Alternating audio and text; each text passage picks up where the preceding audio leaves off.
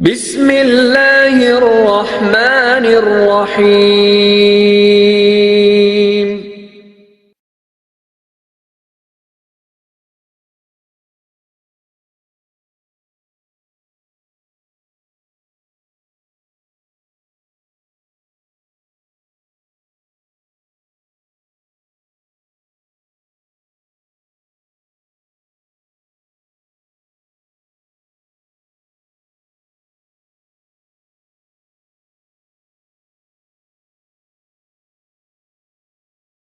بسم اللہ الرحمن الرحیم۔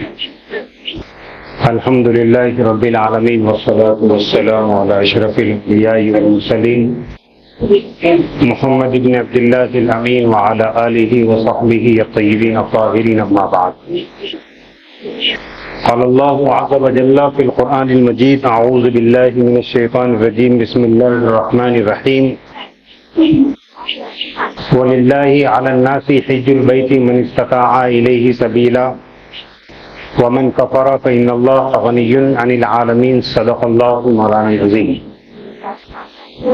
وقال النبي صلى الله عليه وسلم: من حج فلم يرفث ولم يفسق رجع كيوم ولدته أمه، أو كما قال صلى الله عليه وآله وسلم۔ بزرگان محترم اور عزیزان گرامی، آپ کے سامنے قرآن مجید کی سورہ آل عمران سے آیت نمبر 97 تلاوت کی گئی ہے، اور اللہ کے نبی صلی اللہ علیہ وسلم کا ایک فرمان جس کو حدیث پاک کہتے ہیں آپ کو پڑھ کر سنایا گیا ہے۔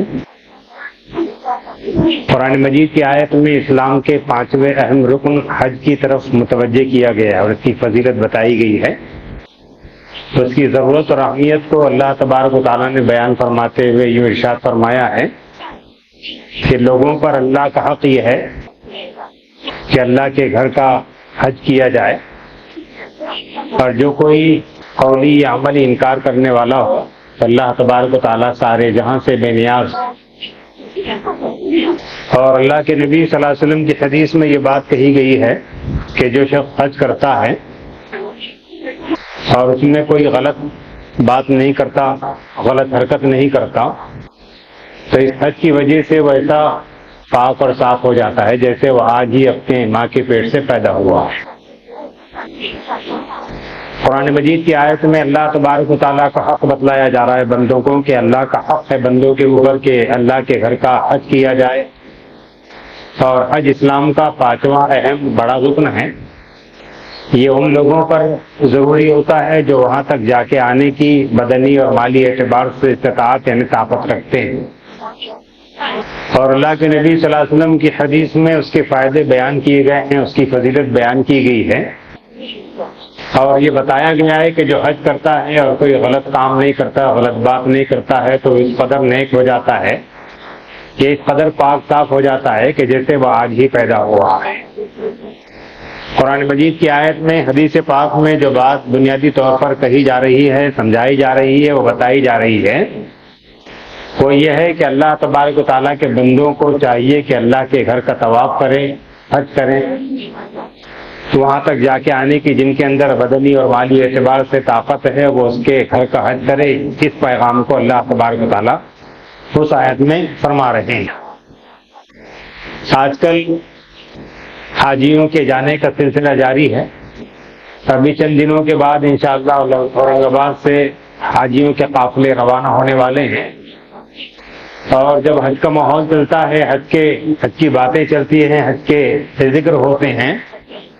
تو کہیں نہ کہیں اس بات کو سمجھنا ہوتا ہے کہ حج کس کو کہتے ہیں، وہ کیوں کیا جاتا ہے، اس کی وجہ کیا ہے۔ کیونکہ حج جو ہے مالی اور بدنی عبادت کا مجموعہ ہے۔ بدنی عبادت ہم نماز پڑھتے ہیں، مالی عبادت زکوٰۃ دیتے ہیں، اور ان دونوں قسم کے مجموعے کا نام جس کو بدنی اور مالی عبادت کہا جاتا ہے وہ حج ہے۔ اور آج کے زمانے میں تو اس کے لیے کتنا خرچہ آتا ہے ہر شخص جانتا ہے، اور جتنا خرچ آتا ہے اس کی اہمیت کا اندازہ اس سے لگایا جا سکتا ہے کہ یہ کتنی بڑی عبادت ہے، کتنی اہم عبادت ہے۔ تو اس سلسلے میں چند باتیں ہم کو اور آپ کو یاد رکھنی ہیں سب سے پہلے تو ہمیں اور آپ کو وہ پس منظر یاد رکھنا ہے حضرت ابراہیم علیہ السلام کا، کہ جس ماحول میں، جس معاشرے میں آپ پیدا ہوئے تھے، پلے بڑے تھے، وہ ماحول بالکل مشرکانہ ماحول تھا، وہ توحید کا بالکل مخالف ماحول تھا۔ ایسے ماحول معاشرے میں حضرت ابراہیم علیہ السلام نے توحید کا ایسا پیغام لوگوں کو دیا ہے جو قیامت تک کے آنے والے انسانوں کو یہ بات سمجھاتا رہے گا کہ ماحول چاہے جیسا ہو، انسان کو اپنے خالق اور مالک کے احسانات کو نہیں بھولنا چاہیے جس نے اس کو پیدا کیا، اور وہ مالک ہی اس لائق اور قابل ہے کہ اس کی بندگی کی جائے، اس کے سامنے سجدہ کیا جائے، اس کی باتوں کو سنا مانا جائے، اس کے پر عمل کیا جائے۔ حضرت ابراہیم علیہ السلام کے اسی ماحول کو، اسی معاشرے کو، انہی اعمال کو، انہی کاموں کو حج کے دوران کیا جاتا ہے، اور یہ بتایا جاتا ہے کہ ہزاروں سال پہلے ایک بندہ مومن نے، حضرت ابراہیم علیہ السلام نے ایسے ماحول میں اکیلے اللہ تبارک و تعالیٰ کی عبادت کر کے ہم سب کے لیے یہ پیغام چھوڑا ہے کہ اللہ تبارک و تعالیٰ کی ذات مقدس ہی عبادت کے لائق اور قابل ہے۔ انہی باتوں کو یاد دلانے کے لیے حج کرایا جاتا ہے، حج کے اعمال کرائے جاتے ہیں، اور جو اس کے مطابق کام کرتا ہے اللہ تبارک و تعالیٰ کو بندوں کے وہ اعمال پسند آتے ہیں۔ تو اس کے بعد ہمارے معاشرے اور ماحول کو دیکھتے ہیں کہ ہمارے معاشرے میں کتنے اللہ کے بندے ایسے ہیں جو حج کرنے کی استطاعت رکھتے ہیں، طاقت رکھتے ہیں، لیکن اس کی طرف توجہ نہیں دیتے کہ اللہ تبارک و تعالیٰ کی طرف سے جو فریضہ ہمارے اوپر عائد ہوتا ہے اس کے سلسلے میں ہمیں کیا کرنا چاہیے، ہمیں جانا چاہیے، یقیناً جانا چاہیے، لیکن ماحول ایسا ہے کہ آدمی پہلے اپنی خود کی زندگی گزارنا چاہتا ہے۔ اگر کہا جائے کہ اللہ تبارک و تعالیٰ نے آپ کو بہت سا مال دیا ہے، آپ حج کو جائیے، تو کہتے ہیں کہ سنا جاتا ہے کہ بعض لوگ کہتے ہیں کہ صاحب میری بیٹی کی شادی کا مسئلہ ہے، میرے بیٹے کے روزگار کا مسئلہ ہے، اور مجھے گھر بنانا ہے، مجھے یہ کرنا ہے، مجھے وہ کرنا ہے۔ یقین جانیے کہ ہم دنیا کے اندر رہیں نہ رہیں، یہ کام ہوتے رہیں گے، کیونکہ یہ کام کرنے والے اللہ تبارک و تعالیٰ یقیناً ذریعے کے طور پر اللہ تبارک و تعالیٰ نے ہم کو قبول فرمایا ہے، لیکن یہ مان کر چلنا پڑے گا کہ یہ کام اللہ ہی کرتے ہیں اور اللہ تبارک و تعالیٰ ہی اپنے فضل سے یہ کام بناتے ہیں۔ اس لیے ہمیں دھوکے میں نہیں رہنا ہے کہ صاحب یہ کام کر لوں گا تو چلے جاؤں گا، وہ کام ہو جائے گا تو چلا جاؤں گا۔ اگر اس سے پہلے زندگی کا چراغ گل ہو جائے تو کیا کہیں گے، کیا کہا جائے گا؟ اور سب کو معلوم ہے کہ زندگی کا چراغ کب گل ہو جائے گا کسی کو پتہ نہیں ہے، کسی کو خبر نہیں ہے۔ اس لیے عقل مندی کا تقاضا یہ ہے کہ اللہ تبارک و تعالیٰ نے اگر طاقت دی ہے، جانے آنے کی، مال دیا اتنا کہ جا کے آ سکتے ہیں، تو دنیا کے کاموں کو آگے پیچھے کر کے اس فریضے کو ادا کرنا چاہیے۔ کیوں؟ اس لیے کہ یہ بہرحال اللہ تبارک و تعالیٰ کی طرف سے بندوں کو حکم دیا جا رہا ہے کہ اللہ کے بندوں پر اللہ کا حق یہ ہے کہ اس کے گھر کا طواف کریں، حج کریں، اور اس کے فضیلت و فائدوں میں بات بیان کی۔ اللہ کے نبی صلی اللہ علیہ وسلم نے فرمایا کہ اللہ بندے کے گناہوں کو معاف فرما دیتے ہیں، اس کے گناہوں کو صاف کر دیتے ہیں۔ ظاہر ہے کہ یہ بڑی اہم عبادت ہے جو ہم سے کہہ رہی ہے کہ بہرحال اللہ کے بندوں کو اس تعلق سے سوچنا چاہیے اور دنیا کے مسائل کو آگے پیچھے کر کے اپنے اس کام کو پہلے کر لینا چاہیے، کیونکہ مشاہدہ یہ ہے کہ جو بندے اللہ کی ذات پر بھروسہ کر کے ایک بڑے مال کو خرچ کر کے وہاں پر جا کر آ جاتے ہیں، اللہ تعالیٰ ایسے اسباب ویسے حالات پیدا فرما دیتے ہیں کہ بندہ جتنا حج کرنے میں پیسہ خرچ کرتا ہے، اللہ تبارک و تعالیٰ اس کو واپس دے دیتے ہیں۔ ایسے اسباب اور حالات پیدا ہو جاتے ہیں، میں خود اس کا گواہ ہوں، میں خود اس کا مشاہدہ کر چکا ہوں۔ تو ظاہر ہے کہ اللہ تبارک و تعالیٰ اسباب کے محتاج نہیں ہے۔ اللہ تبارک و تعالیٰ بندوں کی نیتوں کو دیکھتے ہیں، نیت کے اعتبار سے فیصلے فرماتے ہیں۔ ایک بندہ مومن اللہ کی ذات مقدس پر بھروسہ کر کے اتنا مال خرچ کر کے حج کو جا رہا ہے تو اللہ کا وعدہ ہے۔ حدیث پاک میں اللہ کے نبی صلی اللہ علیہ وسلم نے فرمایا کہ جو شخص حج کرتا ہے اس کو جو خوشخبری دی گئی ہے، ایک خوشخبری تو وہی ہے کہ گناہوں سے اللہ تبارک و تعالیٰ اس کو پاک صاف کر دیتے ہیں، گناہوں کو اس کے مٹا دیتے ہیں، اور اس سے بڑی خوشخبری یہ دی گئی ہے کہ اللہ تبارک و تعالیٰ اس سے فقر و فاقے کو دور کر دیتے ہیں۔ تو اس کے اوپر اس کی زندگی میں کبھی ایسے حالات نہیں آتے ہیں کہ وہ کسی کا محتاج ہو جائے یا کسی چیز کی ضرورت مانگنے کی نوبت آ جائے۔ تو رہے کہ اللہ تبارک و تعالیٰ کا وعدہ تو جو بندے اللہ کی ذات پر بھروسہ کر کے یہ کام کر لیتے ہیں اپنی زندگی میں انشاءاللہ وہ دیکھیں گے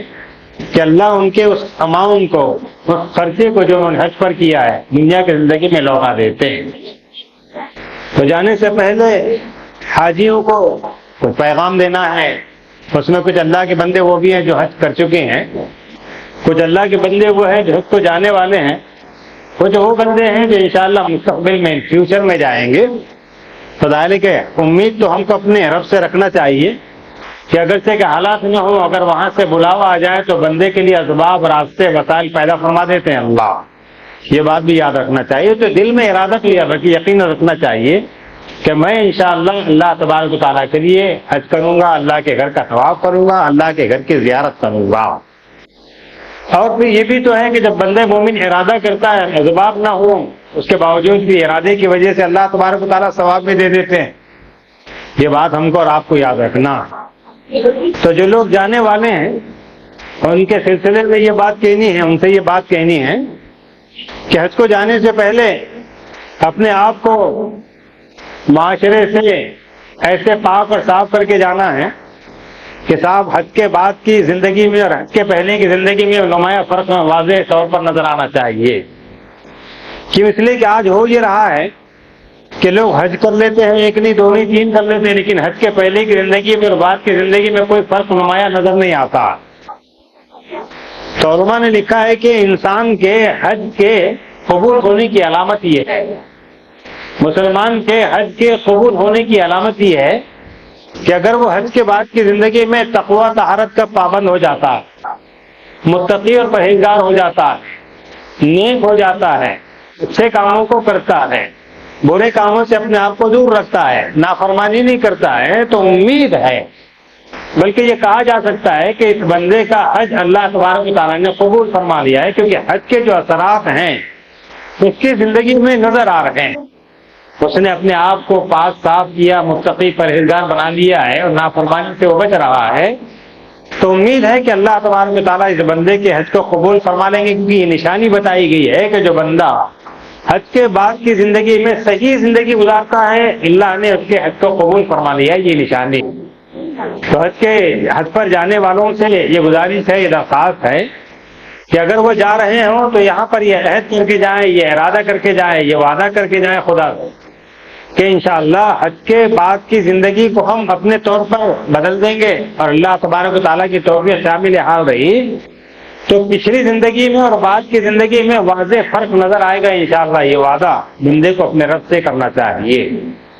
اور ظاہر ہے کہ جب بندہ مومن وعدہ کر لیتا ہے اپنے رب سے تو اللہ تبارک و تعالیٰ کی مدد بھی شامل حال ہو جاتی ہے۔ یہ بات ہم کو اور آپ کو یاد رکھنی۔ اللہ کے نبی صلی اللہ علیہ وسلم نے حج اور عمرے کے سلسلے میں بہت ساری باتیں بیان فرمائی ہیں۔ ایک بات تو آپ نے یہ بیان فرمائی ہے کہ جو کثرت سے حج اور عمرے کرتا، بہت سے اللہ کے بندے ایسے رہتے ہیں جن کو اللہ نے اتنا مال دیا ہے کہ وہ ہر رمضان میں عمرے کے لیے جاتے ہیں اور سال دو سال میں حج کر کے آتے ہیں۔ اللہ کے بندے بہت سے ہیں ایسے۔ تو یہ حج کا اور عمرے کا بار بار کرنا اللہ تبارک و تعالیٰ کو پسند ہے، اور اللہ تبارک و تعالیٰ بندے کو گناہوں سے پاک صاف فرما دیتے ہیں۔ جیسے مثال دی آپ نے کہ زنگ آلود لوہا جو ہے بھٹی میں صاف ہو جاتا ہے، ویسے ہی اللہ تبارک و تعالیٰ بار بار حج اور عمرہ کرنے والے بندوں کے گناہوں کو معاف کر دیتے ہیں، اس کو گناہوں سے صاف کر دیتے ہیں۔ اس لیے اگر اللہ تبارک و تعالیٰ نے طاقت دی ہے تو یقیناً ہم کو اور آپ کو توجہ دینا چاہیے اور حج کرنا چاہیے۔ اور اس کا جو فائدہ ہے، حج کی جو بنیاد ہے، حج کی جو روح ہے، وہ تقویٰ، طہارت، پرہیزگاری، اللہ تبارک و تعالیٰ سے اور رب سے رکھ کے اللہ سے تعلق کو مضبوط کر کے اور جوڑ کر زندگی گزارنا، یہ ہمارے حج کا حاصل جو ہر حاجی کو کرنا چاہیے۔ اور میں نے کہا آپ سے کہ اگر حالات میں بھی ہوں تو اسباب اللہ تبارک و تعالیٰ پیدا فرمانے والے ہیں، کہ کتنے بندے ایسے ہیں کہ جو حج کو جا کے آنے کی طاقت رکھتے ہیں لیکن ان کے ذہن و خیال میں بھی کبھی نہیں آتا ہے کہ ہم کو جانا ہو۔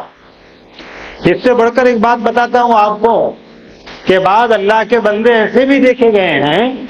کہ ریٹائرمنٹ کے بعد جن سے کہا گیا کہ صاحب اب اللہ کیجئے، حج کو جا کے آئیے، زندگی تبدیل کر دیجئے، تو انہوں نے یہ کہا کہ صاحب میرے جیسا گناہگار بندہ کیا حج کو جا سکتا ہے؟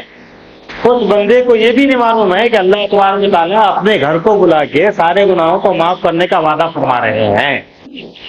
تو ذہن میں غلط تصور بیٹھ گیا ہے کہ صاحب گناہ گار نہیں جا سکتا ہے، گناہ گار کو جا کے گناہ صاف کرنے کے لیے کہا جا رہا. تو ظاہر ہے کہ ہم کو اور آپ کو اس پر توجہ دینا ہے. اللہ کے نبی صلی اللہ علیہ وسلم فرمائے کہ کثرت سے حج اور عمرہ کیا کرو. اسی طرح حاجی کے بارے میں ایک بات کہی گئی ہے کہ جو لوگ حج کر لیتے ہیں، جو عمرہ کر لیتے ہیں، جو اپنے رب سے تعلق کو جوڑ کر آتے ہیں، ان کے بارے میں ایک حدیث میں اللہ کے نبی صلی اللہ علیہ وسلم نے ارشاد فرمایا ہے کہ یہ لوگ اللہ کے مہمان ہیں جو حج پر عمرے کو جاتے ہیں. اور جب مہمان کسی میزبان کے پاس جاتا ہے تو میزبان کا کام یہ ہے کہ وہ مہمان نوازی کرے. اللہ تبارک و تعالیٰ کے یہ بندے اللہ کے مہمان ہیں، اللہ ان کے میزبان ہیں. جو یہ بندے اللہ تبارک و تعالیٰ کے بندوں کے لیے دعا کر لیں گے، اللہ اس کو ضرور قبول فرماتے ہیں. یہ اللہ کا وعدہ ہے. کہا یہ جا رہا ہے کہ کوئی شخص اگر حج کر کے آ رہا ہے تو اپنے گھر میں داخل ہونے سے پہلے جو لوگ اس سے ملاقات کر لیتے ہیں، دعا کی درخواست کر لیتے ہیں،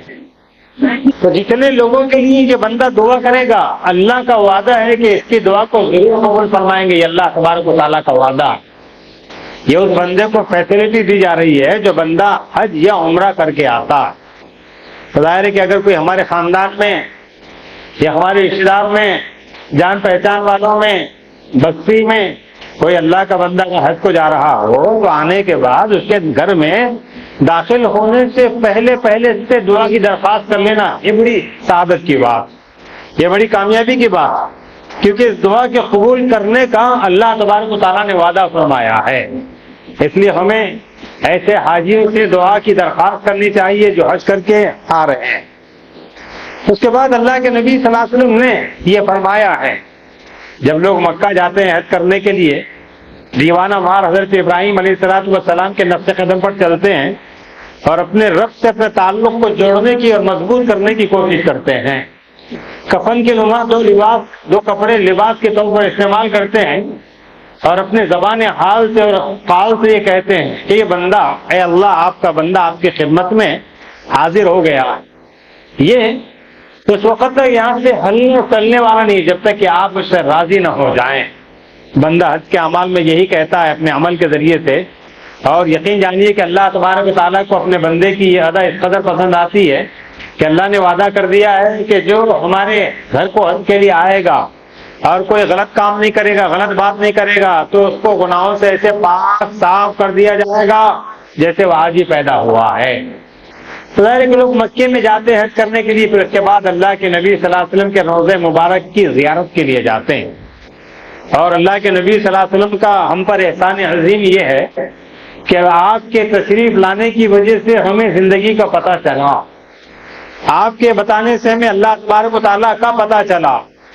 آپ نے ہمیں بتایا کہ تمہارا خالق کون ہے، تمہارا مالک کون ہے، تم کو کیوں پیدا کیا گیا، تمہیں کس لیے پیدا کیا گیا. آپ نے ہمیں اپنی منزل کا پتہ بتایا ہے جس پر چل کر ہم اپنی آخرت کو کامیاب کرنے کی کوشش کرتے رہتے ہیں. تو اللہ کے نبی صلی اللہ علیہ وسلم کا ہم پر حق ہے کہ اگر ہم حج کو جائیں تو یقیناً اللہ کے نبی صلی اللہ علیہ وسلم کے روضے کی زیارت کریں. اللہ کے نبی صلی اللہ علیہ وسلم روضے کی زیارت کے بارے میں فرماتے ہیں کہ جس نے میرے روضے کی زیارت کی اس پر میری سفارش فرمائے کہ وہ واجب ہو، جس کو شفاعت کہا جاتا ہے. ظاہر ہے کہ ہمارے لیے سعادت کی بات ہے کہ اگر ہم حج کو جاتے ہیں، اللہ کے نبی صلی اللہ علیہ وسلم کے روضے کی زیارت کرتے ہیں، تو ہم پر اللہ کے نبی صلی اللہ علیہ وسلم کی سفارش ہمارے لیے ضروری ہو گئی. اللہ کے نبی صلی اللہ علیہ وسلم کا وعدہ ہے کہ اس پر میری شفاعت اور سفارش واجب ہو گئی. اور کیا کہیں گے آپ کہ جب اللہ کے نبی صلی اللہ علیہ وسلم ہماری سفارش فرما دے، شفاعت فرما دیں، تو ہماری کامیابی کا کیا ٹھکانہ ہو سکتا. یہ فیسلٹی ہم کو اللہ تبارک و تعالیٰ کی طرف سے دی جا رہی ہے اگر ہم حج کو جا کے اللہ کے نبی صلی اللہ علیہ وسلم کے روضے کی زیارت کرتے ہیں. اس کے بعد اللہ کے نبی صلی اللہ علیہ وسلم نے یہ فرمایا ہے، حضرت عمر فاروق رضی اللہ عنہ کے بارے میں آتا ہے کہ حج کی اہمیت کو سمجھاتے اور بتاتے ہوئے آپ نے ارشاد فرمایا کہ آپ کے دور خلافت میں آپ نے کچھ لوگوں کو روانہ کیا کہ دیکھیں کچھ ایسے لوگ ہیں جو حج کو جا سکتے پھر بھی نہیں جا رہے ہیں.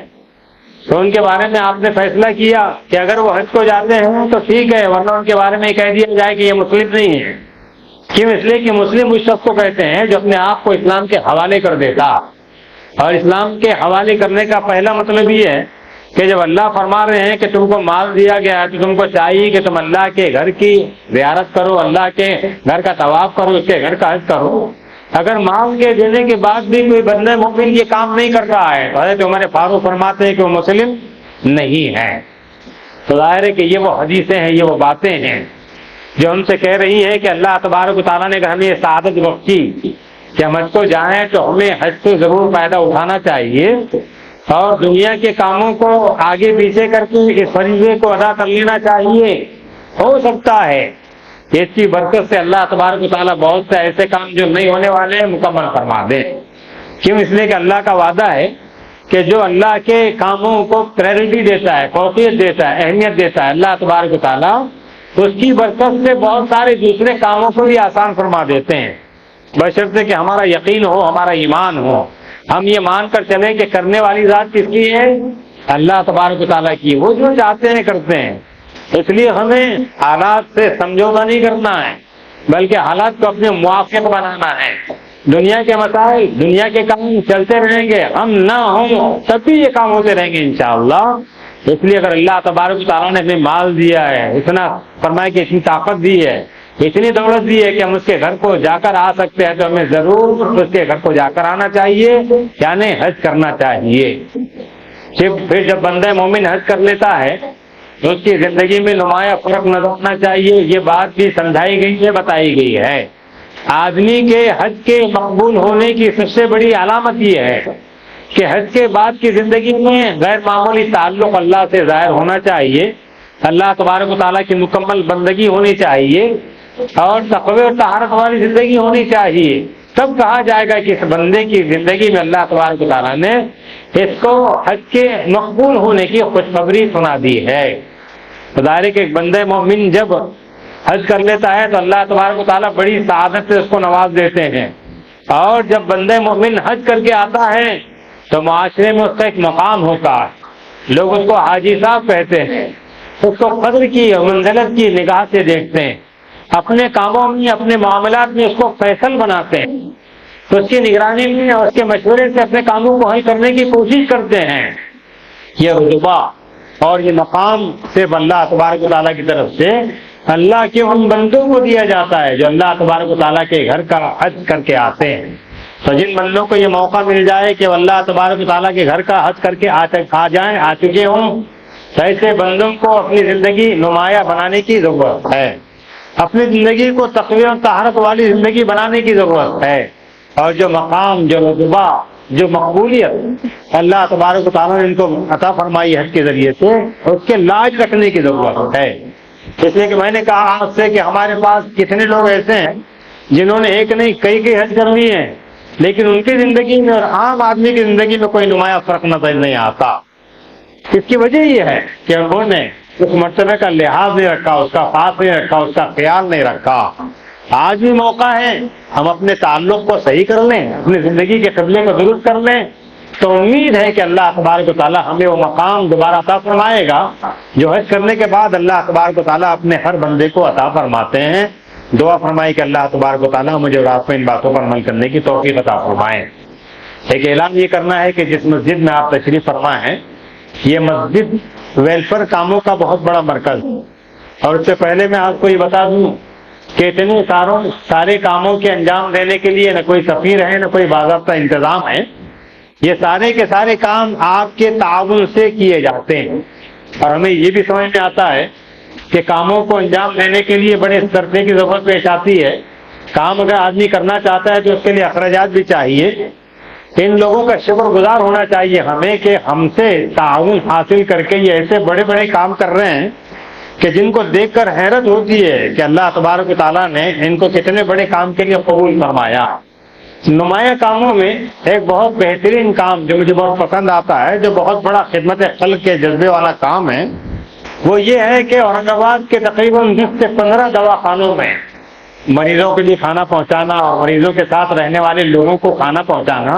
یہ بہت بڑا کام ہے، بہت بڑی قربانی۔ بہت بڑے اجر والا کام. خدا نہ خواستہ اللہ تبارک و تعالیٰ 1000 ہماری حفاظت فرمائے، اگر ہمیں اپنے مقام سے کسی دوسرے مقام پر علاج کے غرض سے جانا ہو جائے تو ہمیں وہاں پر پتہ چلتا ہے کہ کتنے ٹھوکریں کھاتا ہے آدمی، کتنا پریشان ہوتا ہے آدمی. اللہ تعالیٰ ان لوگوں کو جزائے خیر عطا فرمائے، ان کے کاموں کو قبول فرمائے کہ یہ لوگ وہاں جا کر ان کا تعاون کرتے جہاں پر یہ لوگ قیام پذیر. اور میرے بھائیوں،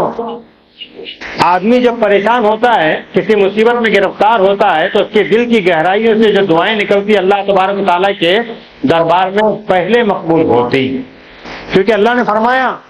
کہ دنیا میں پریشان حال تھا. ایک حدیث میں فرمایا آپ نے، اللہ تبارک و تعالیٰ فرماتے ہیں کہ میں پریشان حال تھا، میں مصیبت میں گرفتار تھا، اگر تم چاہتے تو میری مدد کرتے. قیامت کے روز اللہ فرمائیں کہ بندوں سے، تو بندے کہیں گے اللہ آپ تو پالنہار ہیں، پروردگار ہیں، ساری دنیا کے چلانے والے، آپ پریشان کیسے ہو سکتے ہیں؟ تو اللہ فرمائیں گے کہ میرا فلاں بندہ پریشان تھا، میرا فلاں بندہ مصیبت میں گرفتار تھا، اگر تم اس کی مدد کرتی گویا میری مدد کرتے. تو اللہ نے اپنے بندوں کی خدمت کو خود کی خدمت قرار دیا. اس لیے ہمیں موقع دیا اللہ تبارک و تعالیٰ نے کہ اگر ہم اپنے مال کو ایسے اچھے کاموں میں لگائیں گے تو یہی کام ہمارے بعد میں مرنے کے بعد کام آنے والا ہے، جس کو فرمائے کہ ہمیشہ ہمیشہ اللہ تبارک و تعالیٰ ہم اس کا ثواب پہنچاتے رہیں گے، جس کو صدقہ جاریہ کہا جاتا ہے. تو ظاہر ہے کہ اللہ کے مال کو ہی اللہ کے راستے میں لگانے پر اللہ تبارک و تعالیٰ کی طرف سے اجر دیا جا رہا ہے، ثواب دیا جا رہا ہے. ہم اس خیال میں ہرگز نہ رہیں کہ یہ مال ہمارا ہے، یہ مال اللہ کا ہے، اور اللہ کے ہی مال کو اللہ کے راستے میں لگانے میں اللہ تبارک و تعالیٰ نے دینے کا وعدہ فرمایا. ہم سب جانتے ہیں کہ جب اللہ کے بندے اللہ کے مال کو اللہ کے راستے میں لگاتے ہیں تو اس کے بڑھنے کی اور اس کے اضافے کے راستے اور اسباب بھی اللہ تبارک و تعالیٰ ہی پیدا فرما دیتے ہیں. اس لیے ہمیں ایسے کاموں میں بڑھ چڑھ کر حصہ لینا چاہیے. قرآن مجید کی متعدد آیتوں میں انفاق کا تذکرہ کیا گیا ہے، اللہ کے مال کو اللہ کے راستے میں خرچ کرنے کی فضیلتیں بیان کی گئی. اور اس سے پہلے ایک بنیادی بات جو بتائی گئی ہے وہ یہ ہے کہ اللہ تبارک و تعالیٰ اپنے بندوں کے انفاق کو جب اللہ کے لیے خرچ کرتے ہیں تو اس کی مثال دیتے ہیں. مثال دی قرآن مجید نے کہ جو اللہ کے مال کو اللہ کے راستے میں لگاتا ہے اس کی مثال ایسی ہے جیسے ایک دانہ ہے جس کو زمین میں بویا گیا، اس سے ایک پودا نکلا، اس کو بالیں آئی، ہر بالی میں 100 دانے. اور قرآن مجید کہہ رہا ہے کہ اللہ تبارک و تعالیٰ جس کو چاہتے ہیں اس سے زیادہ عطا فرماتے ہیں. کیا کہیں گے آپ کہ آپ نے ذرا سا مال دیا تھا اللہ کے راستے میں اور اس کو اللہ تبارک و تعالیٰ کے پاس اتنا بڑا چڑھا کر دیا جا رہا ہے، تو یہ انعام نہیں تو اور کیا ہے، یہ صدقہ جاریہ نہیں تو اور کیا ہے، یہ ہمارے مرنے کے بعد کام آنے والی چیزوں میں سے ہے. اور سب جانتے ہیں کہ مرنے کے بعد روپیہ پیسہ، سونا چاندی، بینک بیلنس کام نہیں آتا ہے. آدمی جو اپنی زندگی میں ہاتھ پیر چلتے ہوتے ہیں جب جو دے دیتا ہے اسی کا بدلہ اللہ تبارک و تعالیٰ کے پاس ملتا ہے. اس لیے ہمیں ایسے کاموں میں بڑھ چڑھ کر حصہ لینا چاہیے. میں بارہا حضرت عائشہ صدیقہ رضی اللہ تعالیٰ عنہا کی وہ حدیث بیان کرتا ہوں جس میں انسان کے مزاج کی عکاسی کی گئی اور یہ بتایا گیا کہ عام طور پر ہم یہ سمجھتے ہیں کہ دنیا کی زندگی میں ہم اپنے اوپر جو خرچ کر لیتے ہیں ہم سمجھتے ہیں کہ یہی باقی رہ گیا، یہی کام آنے والا ہے. تو یاد رکھیے جو ہم اپنے اوپر خرچ کرتے ہیں وہ باقی نہیں رہتا، کام نہیں آتا ہے. جو دے دیا جاتا ہے، جو بانٹ دیا جاتا ہے، جو تقسیم کر دیا جاتا ہے وہی باقی رہنے والا ہوتا ہے. حدیث میں اللہ کے نبی صلی اللہ علیہ وسلم کا واقعہ ذکر کیا گیا ہے کہ ایک مرتبہ آپ نے بکری کے گوشت کے کھانے کی خواہش کا اظہار کیا. حضرت عائشہ صدیقہ رضی اللہ عنہا آپ کی خواہش پر ایک چھوٹے سے بکری کے بچے کو ذبح کیا حضرت عائشہ نے، اور اس کا اکثر حصہ، گوشت کا اکثر حصہ تقسیم کر دیا، بانٹ دیا. اللہ کے نبی صلی اللہ علیہ وسلم سامنے تشریف لائے تو آپ نے پوچھا کہ ہم نے بکری کے گوشت کا ذکر کیا تھا، آپ نے کیا کیا؟ حضرت عائشہ نے فرمایا کہ میں نے سارا بانٹ دیا ہے، سارا تقسیم کر دیا ہے، اپنے لیے تھوڑا سا رکھا ہے. اللہ کے نبی صلی اللہ علیہ وسلم نے اس پر ارشاد فرمایا کہ عائشہ کہ تم یہ سمجھ رہی ہو کہ جو بانٹ دیا گیا ہے وہ نہیں بچا ہے، کہ تمہیں معلوم ہونا چاہیے کہ جو ہم نے بچا لیا وہ نہیں بچا، باقی جو دے دیا ہے وہ بچ گیا. اللہ کے نبی صلی اللہ علیہ وسلم کی یہ حدیث ہم سے کہہ رہی ہے کہ جو دے دیتے ہیں وہ بچ جاتا ہے، وہ باقی رہتا ہے اور وہی کام آنے والا ہے. اللہ تبارک و تعالیٰ ہمیں سے کرنے کی توفیق عطا فرمائے. وآخر دعوانا الحمد للہ رب العالمین.